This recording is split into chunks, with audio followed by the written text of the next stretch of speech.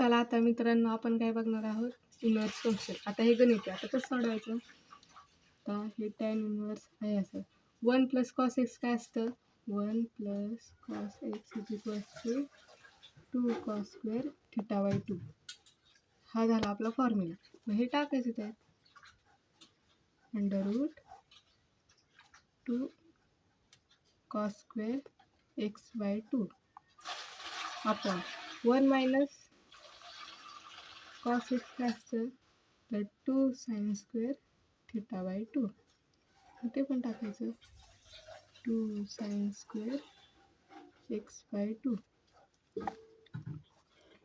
तर tan inverse, हा 2ला हा 2 जाणार. कॉस अपॉन साईन काय असतं, स्क्वेअरला स्क्वेअर रूट जाणार. कॉस अपॉन साईन काय असतं, तर कॉट x/2.